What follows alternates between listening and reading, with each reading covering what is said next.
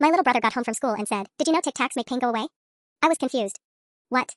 He said, "Yeah, I saw Mr. Donald say he had a headache, and he was eating these little white things, and he said they were just Tic Tacs." I just laughed, because 9-year-olds say weird things all the time. But our parents weren't home, so I had to watch him that night. After a while, I went to check on him and knocked on his door, but he didn't answer. I didn't hear anything inside at all. So I slowly opened it.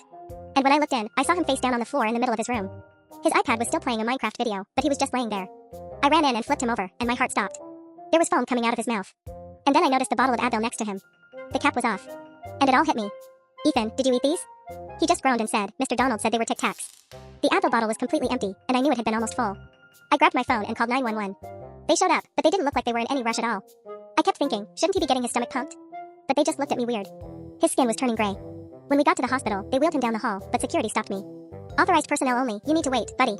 So I sat in the waiting room, completely convinced I just let my brother die. Something about the way they treated him didn't sit right with me.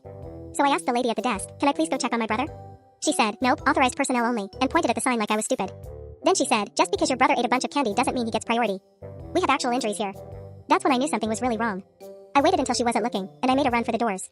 I ran down the hallway, checking every room, calling Ethan's name. Then I found him. But instead of doctors rushing to save his life, he was just laying there alone, his skin even grayer than before. Security grabbed my arms, and then the doctor walked in. "What is this?"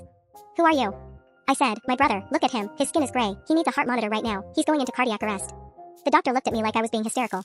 "No, he's not, he told us he just ate a bunch of Tic Tacs." I said, "No, that was Advil, he needs a heart monitor." He looked annoyed and said, "Are you a doctor?" I didn't think so. I felt the security guard's grip tighten on my arms, and I knew I had to say something fast. So I said, "No, but I'm a lawyer, and if you don't attach a heart monitor to my brother in the next 10 seconds, I will make sure you end up in Guantanamo Bay." He huffed and grabbed one. And the second he put it on Ethan, the machine instantly started screaming. His eyes went wide, and he yelled, "Get me poison control right now." Everyone started freaking out, grabbing things, and they made me leave the room. I sat in that waiting room crying, knowing it had probably been way too long. Then the doctor finally came back out. I saw his eyes were red. He had been crying too. "Please, doc," I said, "tell me you saved him." He just said, "I'm sorry." My legs started shaking. "Sorry? Sorry for what?" "Please tell me he's alive." And he looked up at me and said, "I'm sorry that I didn't listen to you. I should have attached the heart monitor immediately. You were right. If you hadn't pushed, he wouldn't be alive right now." He broke down. "Please, just don't take my medical license, I'm nothing without it." I just put my hand on his shoulder and said, "Thank you for saving him. I'm not actually a lawyer. I work at Pizza Hut."